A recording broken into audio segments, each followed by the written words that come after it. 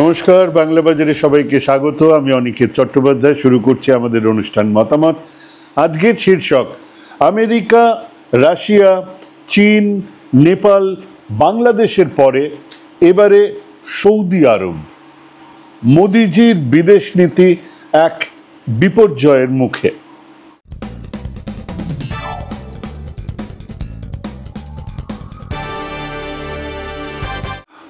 Operation সিঁদুরের পর white হাউসে পাক সেনাপ্রধানের জন্য মধ্যাহ্ন ভোজনের আয়োজন করা হয়েছিল। গাজায় ইসরায়েলের বর্বরতা নিয়ে ভারতের ভেতরে চাপ বাড়ছে। পুরনো বন্ধু রাশিয়াও পাকিস্তানের সঙ্গে ঘনিষ্ঠ হচ্ছে। বাংলাদেশের মতো গুরুত্বপূর্ণ প্রতিবেশীও এখন আমেরিকা আর চীনের প্রভাবের টানাপোড়েনের মধ্যেই রয়েছে। মরুভূমির বুকে পাকিস্তান এবং সৌদি আরবের মধ্যে নতুন এক সামরিক চুক্তি গত পরশু হয়ে গেল। এই সবগুলো ঘটনাকে এক সুতোয় গাঁথলে বোঝা যাবে যে কিভাবে গত 10-11 বছরে আন্তর্জাতিক ক্ষেত্রে ভারতের কৌশলগত অবস্থান নতুন করে চ্যালেঞ্জের মুখে পড়েছে। মোদী সরকারের বিদেশ নীতি এক বহুমাত্রিক সংকটে ভুগছে। মাল্টি ডাইমেনশনাল ক্রাইসিস, এখানে হচ্ছে, ওখানে উঠছে, ওখানে হচ্ছে, এখানে উঠছে। সেটা আজ আমাদের সামনে খুব পরিষ্কার। পহেলগামে এক ভয়াবহ উগ্রপন্থী হামলা হয়েছিল, 26 জন নিরীহ মানুষ মারা গেছিল। এর জবাবে ভারত একটা জোরালো সামরিক পদক্ষেপ নিয়েছিল, অভিযান অপারেশন সিন্দুর। এটা ছিল সেই অর্থে এক নন কন্ট্যাক্ট ওয়ার, যে মানে একেবারে সেনাবাহিনী পাঠিয়ে নয়, কিন্তু ক্ষেপণাস্ত্র, ড্রোন ব্যবহার করে পাকিস্তানের ভূখণ্ডের গভীরে আঘাত আনা হয়েছিল। ভারতীয় বিমান বাহিনী পাকিস্তানের নূর খান এবং রাহিমিয়ার খান বিমান ঘাঁটিতে হামলা চালিয়েছে এবং পাশাপাশি লস্করে তৈবা এবং জায়েসে মোহাম্মদের মতো জঙ্গি গোষ্ঠীগুলোর সদর দপ্তরেও আক্রমণ করেছে। গত 3-4 দশকে এই প্রথম ভারত পাকিস্তানের মূল ভূখণ্ডের ভেতরে ঢুকে সামরিক স্থাপনাগুলোতে সরাসরি আঘাত করেছে। আর এই অভিযানের উদ্দেশ্য ছিল খুব পরিষ্কার। ভারত দেখাতে চেয়েছিল সন্ত্রাসবাদকে আর কোনোভাবেই সহ্য করা হবে না, জিরো টলারেন্স। ভারত এক নতুন স্বাভাবিক, এক নিও নর্মাল সিচুয়েশন, এক পলিসি তৈরি করে ফেলেছে, যাতে বোঝানো যায় যে পাকিস্তানের দিক থেকে আসা যে কোনো সন্ত্রাসী হামলার জবাবে এবারে থেকে ভারত সামরিক ব্যবস্থা নিতে পিছু পা হবে না। অর্থাৎ ওদের থেকে একটা সামরিক হামলা হলেই, ওদের থেকে একটা উগ্রপন্থীদের হামলা হলেই এদের থেকে একটা সামরিক হামলা হবে। এই নীতি প্রমাণ করে যে পাকিস্তানের পারমাণবিক শক্তি ভারতের সামরিক পদক্ষেপ নেওয়ার পথে বাধা হতে আর পারবে না, অন্তত এখনো পর্যন্ত যদি এটাই নীতি থাকে তাহলে। এটা একদিকে ভারতের সামরিক ক্ষমতা এবং আত্মবিশ্বাসকে বিশ্বমঞ্চে তুলে ধরে, কিন্তু এবারে অন্য দিকটাও ভাবুন। অন্য দিকটা কি? বিদেশি রাষ্ট্রের ভূখণ্ডে বসে এক উগ্রপন্থী হামলাও সম্ভব। আর এবার থেকে তা হলে তার জবাব দেওয়া হবে সামরিক ভাষাতেই, আর তা আগের বারের থেকে 1-2 পর্দা ওপরেই উঠবে। মানে ধরুন, জার্মানিতে বসে প্ল্যান করা হয়েছিল আমেরিকায় কিভাবে ওই প্লেন দিয়ে টাওয়ার উড়িয়ে দেওয়া হবে। এবার আমেরিকাকে কিভাবে আক্রমণ করা হবে, কিভাবে ধ্বংস করা হবে, তার প্ল্যানটা কোথায় বসে হচ্ছে? জার্মানিতে বসে হচ্ছে। এবার যদি এরকম একটা অবস্থা হয়, তাহলে কে কার বিরুদ্ধে যুদ্ধ করবে? সন্ত্রাসবাদ টার্গেট না হয়ে যদি এরকমটা হয় যে ভূখণ্ড থেকে আক্রমণ এলো, সেই ভূখণ্ডের উপর আক্রমণ করা হবে, তাহলে তা কতটা কার্যকরী হয়ে উঠবে? সামরিক ভাষাতেই দেওয়া হবে সেই জবাব, বলা হয়েছে।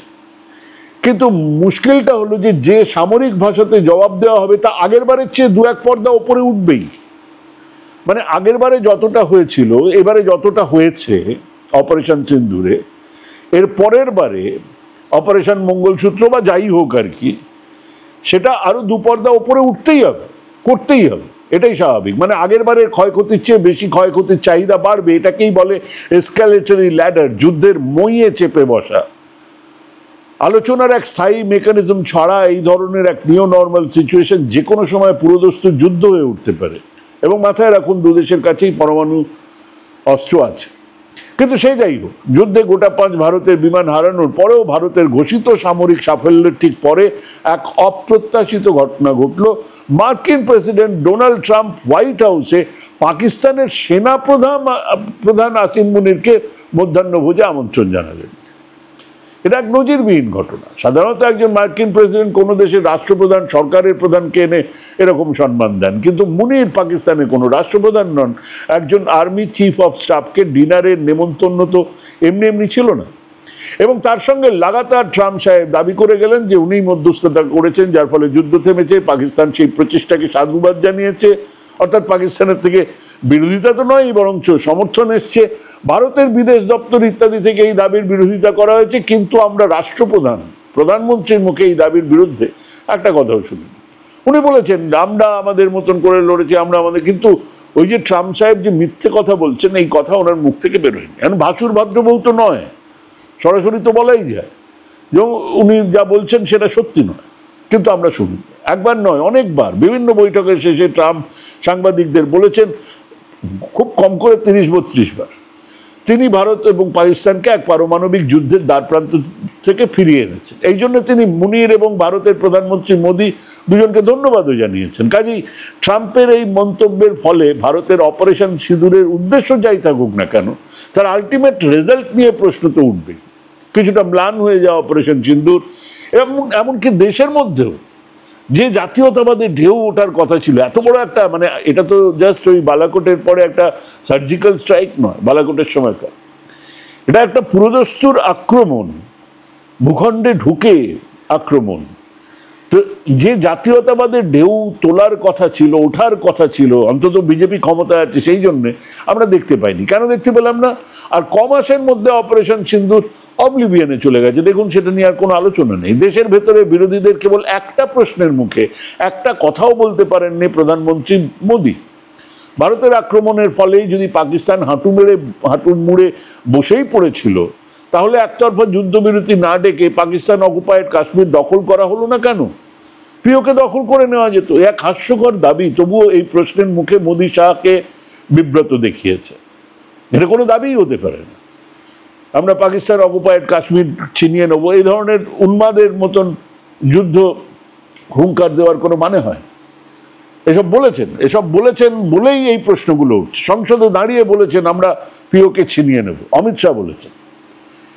এবার তাহলে যখন হাত মুড়ে বসেই পড়েছে, যদি সে হেরেই যাচ্ছে, তাহলে তার কাছ থেকে সেটা ছিনিয়ে নিলে না কেন? এই প্রশ্নে তাদের কাছে কোনো উত্তর নেই। ভারত একাই সামরিক পদক্ষেপ নিয়ে পাকিস্তানকে জবাব দিয়েছে। এই বার্তাটা ট্রাম্পের মন্তব্যে আর জোরালো থাকলো না। ট্রাম্প নিজেকেই দক্ষিণ এশিয়ার শান্তি প্রণেতা হিসেবে উপস্থাপন করলেন। মানে অন্তত এই যুদ্ধে বা এই ঘটনা থেকে গুরুত্বপূর্ণ বিষয় পরিষ্কার, ভারত যতই তার নিজের ভূ রাজনৈতিক খেলা খেলুক, জিওপলিটিক্যাল একটা যে প্লে সেটা খেলুক, আমেরিকার অনুমোদন ছাড়া এই খেলায় পূর্ণাঙ্গ সাফল্য পাওয়া কঠিন। মার্কিন যুক্তরাষ্ট্র এখনও দক্ষিণ এশিয়ায় তার প্রভাব বজায় রাখতে চায়। ট্রাম্পের এই পদক্ষেপ ভারতকে আন্তর্জাতিক মহলে কিছুটা অস্বস্তিতে ফেলেছে। এর মাধ্যমে মার্কিন যুক্তরাষ্ট্র বোঝাতে চেয়েছে যে দক্ষিণ এশিয়ার কৌশলগত পরিস্থিতি এখনও তাদের নিয়ন্ত্রণের বাইরে নয়, তাদের হাতের বাইরে চলে যায়নি। এটা ভারতের নতুন স্বাভাবিক নীতির, নিও নর্মাল পলিসির ওপরে এক ধরনের কূটনৈতিক আঘাত। এটা প্রমাণ করে যে ভারত সামরিকভাবে পাকিস্তানকে পরাজিত করলেও করতে পারে, কিন্তু কূটনৈতিকভাবে তাকে বিচ্ছিন্ন করা সহজ নয়। মার্কিন যুক্তরাষ্ট্রের মতন পরাশক্তি এখনও পাকিস্তানকে তার আঞ্চলিক কৌশলের এক গুরুত্বপূর্ণ অংশ হিসেবে দেখে। কেন? আজকের দুনিয়াতে কেউ কোনো দেশই এমনি এমনি আর একটা দেশের পাশে গিয়ে দাঁড়ায় না, ওরে ও গো তুমি আমার কি ভালো গো, না, এটা নয়। মধ্যপ্রাচ্যে ইরানের মাথাচাড়া সামাল দেবার জন্য আর দক্ষিণ এশিয়াতে সামরিক চাপ বজায় রাখার জন্য পাকিস্তানকে মার্কিন যুক্তরাষ্ট্রের দরকার। পাকিস্তান আর মার্কিন যুক্তরাষ্ট্রের কথা বললাম। এবার চলুন গাজায়, যেখানে আগুন জ্বলছে। জানি কি আগুন জ্বলছে, সাংঘাতিক ব্যাপার, গণহত্যা চলছে। গাজার আগুন এবং ঘরের ভেতর থেকে আসা চাপ, সেখানে ভারতের দ্বিচারিতা কি? ইসরায়েল গাজায় যে সামরিক অভিযান চালাচ্ছে তা নিয়ে বিশ্ব জুড়ে তীব্র ক্ষোভ দেখা দিয়েছে। ভারতও তার ব্যতিক্রম হয়নি, কম হয়েছে, কিন্তু বিভিন্ন জায়গায় তার প্রতিবাদ হয়েছে, মিছিল হয়েছে। ভারত সরকার একদিকে তার ঐতিহ্যবাহী পররাষ্ট্রনীতির প্রতি সম্মান দেখাচ্ছে, তারা জাতিসংঘে একটা প্রস্তাবের পক্ষে ভোটও দিয়েছে যা গাজায় যুদ্ধবিরতির কথা বলছে। এই প্রস্তাবটা ইসরায়েল প্যালেস্তাইন দ্বিরাষ্ট্রীয় সমস্যা যে সমাধান, সেটাকেও যে দুটো আলাদা রাষ্ট্র হোক, এটাকে সমর্থন করে। এটা ভারতের দীর্ঘদিনের নীতির সঙ্গে সামঞ্জস্যপূর্ণ। কিন্তু একই সময়ে মোদী সরকার ইসরায়েলের বিরুদ্ধে সরাসরি কোনো নিন্দা করেনি। এই যে গণহত্যা চলছে, মানুষ খুন চলছে, খাবার দেবার নামে ডেকে এনে খুন করা হচ্ছে, না, তার কোনো নিন্দা ভারত করে। ভারতের প্রধান বিরোধী দল কংগ্রেস ন্যাচারালি এই সম্পূর্ণ নীরবতা নিয়ে একটা তীব্র সমালোচনা করেছে। কংগ্রেসের দীর্ঘ সময় ধরে আমাদের সঙ্গে ইসরায়েলের খারাপ সম্পর্ক ছিল না, কিন্তু ইসরায়েলের প্যালেস্তাইন নীতির আমরা ভারত বরাবর বিরোধিতা করে এসেছি। আজকে সেই জায়গায় চুপ করে বসে রয়েছে। ইসরায়েলের পদক্ষেপগুলো অগ্রহণযোগ্য। সরকারের এই নীরবতা ভারতের একটা অস্বস্তিকর পরিস্থিতি তৈরি করেছে। ভারত একদিকে তার ঐতিহাসিক অবস্থান এবং আন্তর্জাতিক চাপের প্রতি সংবেদনশীলতাও দেখাচ্ছে, আবার অন্যদিকে ইসরায়েলের সঙ্গে তার কৌশলগত সম্পর্ককে ঝুঁকিতে ফেলতে চাইছে। আসলে ঠিক এই মুহূর্তে ইসরায়েল নিয়ে ভারতের কোনো কার্যকরী নীতিই নেই।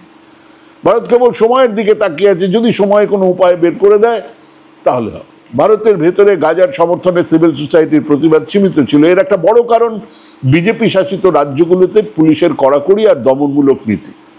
মানে একটা ব্যাপার ভাবুন, সরকার করতে পারছে না, সরকারের বিভিন্ন রকমের কম্পালশন রয়েছে, ইসরায়েলের সঙ্গে চুক্তি রয়েছে ইত্যাদি প্রভৃতি। দেশের মধ্যে বিরোধিতাকেও কিভাবে আটকানো হচ্ছে? ক্ষমতাসীন বিজেপি দল হিন্দুত্ববাদী শক্তি ফিলিস্তাইন ইস্যুকে হিন্দু বিরোধী এবং রাষ্ট্রবিরোধী হিসেবে তুলে ধরছে। ফিলিস্তাইনের বিরুদ্ধে এই যে ইসরায়েলের বিরুদ্ধে কথাবার্তা বলা, সেটা নাকি রাষ্ট্রবিরোধী কথা হয়ে গেল, হিন্দু বিরোধী কথা হয়ে গেল, সেটা নাকি মুসলমানদের সমর্থন করা হয়ে গেল।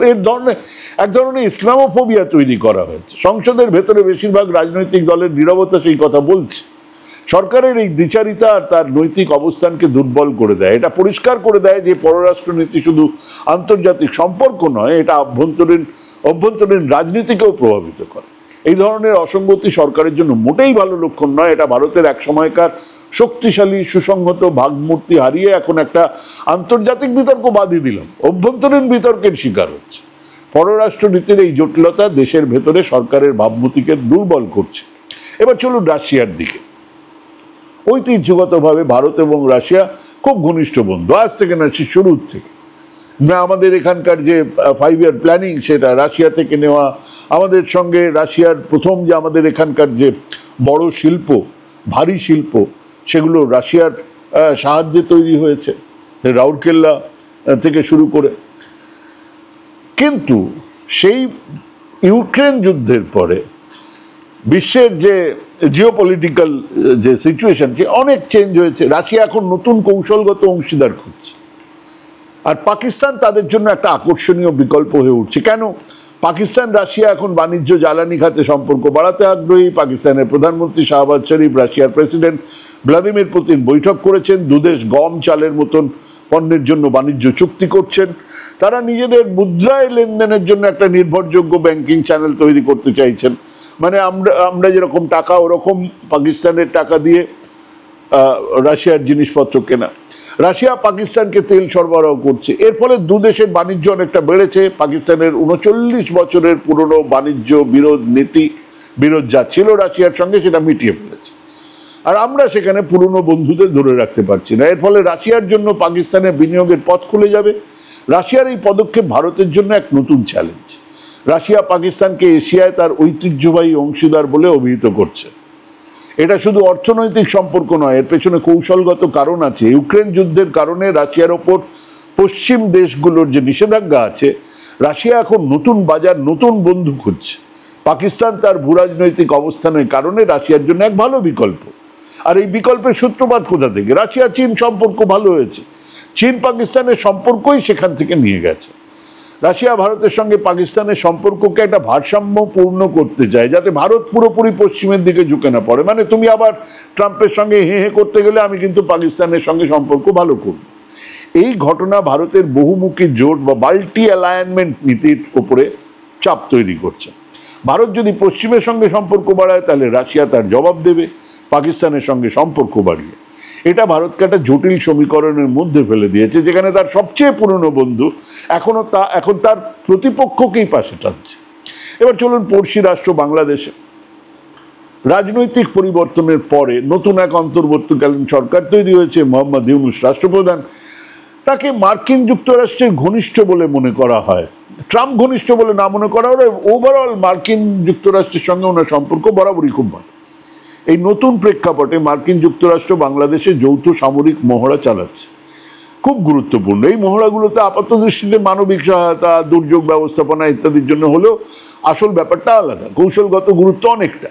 মার্কিন যুক্তরাষ্ট্রের একটা সামরিক বিমান C-130J সুপার হারকিউলিস জাপানের ঘাঁটি থেকে বাংলাদেশে চলে এসেছে এবং বিমানটা চট্টগ্রাম বন্দরের কাছে নেমেছে।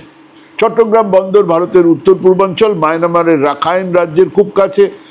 তার ভূরাজনৈতিক অবস্থান খুব গুরুত্বপূর্ণ। মার্কিন যুক্তরাষ্ট্র এই মহড়াগুলোর মাধ্যমে ইন্দো প্যাসিফিক অঞ্চলে তার প্রভাব বাড়াতে চাইছে। তাদের প্রধান লক্ষ্য চীনকে ঠেকানো। কিন্তু এই মহড়াগুলো ভারতের জন্য উদ্বেগের কারণ। কেন? মার্কিন যুক্তরাষ্ট্র চট্টগ্রামের মতন এক গুরুত্বপূর্ণ বন্দরে তার সামরিক উপস্থিতি বাড়াতে চাইছে, যা ভারতের নিরাপত্তার জন্য সংবেদনশীল। একই সময়ে বাংলাদেশ চীনের কাছ থেকে J-10C মডেলের যুদ্ধবিমান কেনার পরিকল্পনা করে ফেলেছে, অলমোস্ট ডিল হয়ে যাওয়ার মুখে। বাংলাদেশের অন্তর্বর্তীকালীন সরকার মোহাম্মদ ইউনূস নিজেই এই বিষয়ে চীনের প্রেসিডেন্ট শি জিনপিং এর সঙ্গে কথা বলেছেন। এই J-10C যুদ্ধ বিমানগুলো পাকিস্তানের কাছেও আছে। এটা একটা চতুর্থ প্রজন্মের, 4th জেনারেশন মাল্টি রোল যুদ্ধ বিমান। অপারেশন সিঁদুরের সময় এই বিমানের কার্যকারিতা প্রমাণিত হয়েছে। চীন বাংলাদেশে বন্দর তৈরি করছে এবং অন্যান্য বড় বড় অর্থনৈতিক প্রকল্পে যুক্ত হচ্ছে। একেবারে আমাদের চিকেন নেকের কাছে সেখানেও একটা এয়ারপোর্ট তৈরি হচ্ছে। বাংলাদেশ একই সময় মার্কিন এবং চীন দুটো শক্তির সঙ্গে সম্পর্ক বাড়াচ্ছে।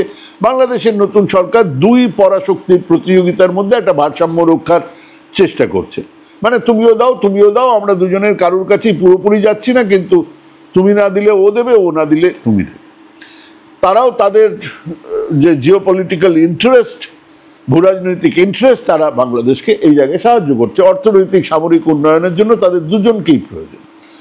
ভারত তার পূর্ব দিকে এক নতুন ভূরাজনৈতিক করিডোরের উত্থান দেখছে, নতুন উত্থান হচ্ছে। এটা দুই পরাশক্তির মধ্যে প্রতিদ্বন্দ্বিতার কেন্দ্র হয়ে উঠছে। ভারতের প্রতিবেশী প্রথম, নেবারহুড ফার্স্ট নীতি এখানে কঠিন চ্যালেঞ্জের মুখে পড়েছে। আর সেই সময় নতুন খবর, মোদিজির সাধের লাউ, মানে সৌদি আরব থেকে নতুন খবর এসেছে। মরুভূমির বুকে নতুন জোট, পাক সৌদি প্রতিরক্ষা চুক্তি। পহেলগাঁও হামলার পরে এবং অপারেশন সিঁদুরের প্রেক্ষাপটে পাকিস্তান সৌদি আরব একটা কৌশলগত প্রতিরক্ষা চুক্তি সই করেছে, খুব গুরুত্বপূর্ণ চুক্তি। এই পরশুদিন এই চুক্তি সই হলো। চুক্তির মূল কথা হচ্ছে এক দেশের ওপরে আগ্রাসন উভয় দেশের ওপরে আগ্রাসন বলে গণ্য হবে। মানে ধরুন এই যে এখন আমাদের একটা নিউ নর্মাল পলিসি ঘোষণা করা হয়েছে, যদি ওখান থেকে কোনো উগ্রপন্থী অ্যাটাক হয় আমরা সামরিক আঘাত করব। সৌদি আরব সেটা ওদের দেশের ওপরে আগ্রাসন বলেও গণ্য করবে। যদি পাকিস্তান বলে এটা আমাদের দেশের উপর আগ্রাসন হচ্ছে, বলবে। এই চুক্তি দশক ধরে চলে আসা আনুষ্ঠানিক সামরিক সহযোগিতাকে একটা প্রাতিষ্ঠানিক রূপ দিয়েছে। সৌদি আরবের কর্মকর্তারা ইঙ্গিত দিয়েছেন যে এটা একটা সর্বাত্মক প্রতিরক্ষা চুক্তি এবং এতে পাকিস্তানের পারমাণবিক শক্তিও অন্তর্ভুক্ত হতে পারে। মানে অনেকগুলো জিনিসের সঙ্গে জড়িত। এটা হচ্ছে সৌদির যে সেনাবাহিনী, তাদের ট্রেনিং হচ্ছে গিয়ে ট্রেনিং বা সমস্ত কিছুই হয় পাকিস্তান। এটা আজকে থেকে নয়, বরাবর ছিল এটা, যেটা একটা আনুষ্ঠানিক চেহারা পেল। এবং পারমাণবিক শক্তিধর পাকিস্তান সেটাও শেয়ার হবে। যদি হয় তাহলে এই চুক্তিটা ইসরায়েলের আগ্রাসন, মধ্যপ্রাচ্যে মার্কিন যুক্তরাষ্ট্রের দুর্বল হয়ে পড়া ভূমিকার একটা ফল হবে। সৌদি আরব এখন তার নিরাপত্তার জন্য পাকিস্তানের পারমাণবিক শক্তির উপর ভরসা করতে চাইছে। মানে আমার নেই তো কি আছে, আমার যাদের সঙ্গে এই চুক্তি আছে তাদের তো আছে পারমাণবিক চুক্তি। অন্যদিকে ভারত পাকিস্তানের যে কোনো সংঘর্ষ এখন সৌদি আরবকেও মাঝখানে নিয়ে আসবে। ভারতের পররাষ্ট্র মন্ত্রণালয় এই চুক্তির জাতীয় নিরাপত্তা বিষয়ক এবং আঞ্চলিক স্থিতিশীলতার ক্ষেত্রে কি প্রভাব সেটা খতিয়ে দেখছে। মানে বলেছে আচ্ছা আমরা খতিয়ে দেখছি, খতিয়ে দেখুন, কিন্তু যা হয়ে গেল সেটা খুব ডেঞ্জারাস। সৌদি আরব ভারতকে আশ্বস্ত করেছে যে এই চুক্তি কোনো দেশের বিরুদ্ধে নয়। তারা জানিয়েছে ভারতের সঙ্গে তাদের সম্পর্ক আগের মতো শক্তিশালী। চুক্তির কথাগুলো কিন্তু সেই কথা বলছে। সাধারণ ডিপ্লোম্যাটিক ভাষাতে এই সমস্ত কথা বলা যায়, কিন্তু চুক্তির কথাগুলো সেই কথা বলছে না। ভারত এই চুক্তি নিয়ে সতর্ক, কারণ এই চুক্তি পাকিস্তানকে এক নতুন কৌশলগত শক্তি দিয়েছে। এখন থেকে কোনো সামরিক সংঘর্ষের সময় পাকিস্তান সৌদি আরবের সঙ্গে তার সম্পর্ককে ব্যবহার করতে পারবে। এটা ভারতের নিউ নর্মাল নীতিকে কঠিন করে তুলবে। এই চুক্তি ভারতের জন্য এক নতুন ধরনের চ্যালেঞ্জ তৈরি করেছে। ভারতের দীর্ঘদিনের ঘনিষ্ঠ বন্ধু সৌদি আরব এখন তার প্রধান প্রতিপক্ষের সঙ্গে এমন একটা সামরিক জোট গঠন করেছে যা ভবিষ্যতে যে কোনো সামরিক সংঘাতকে জটিল করে তুলতে পারে। মানে আমরা এতক্ষণ পর্যন্ত যেগুলো দেখছিলাম সেগুলো বিভিন্ন রকমের বাণিজ্যিক সাহায্য, করিডোর, যৌথ মহড়া ইত্যাদি। এটা কিন্তু একটা পুরোদস্তুর সামরিক চুক্তি। ওদিকে এই চুক্তি করে পাকিস্তান আমেরিকার কাছেও আগের থেকে মূল্যবান অ্যাসেট হয়ে উঠল। এক ঢিলে দুপাখি মারা যাকে বলে।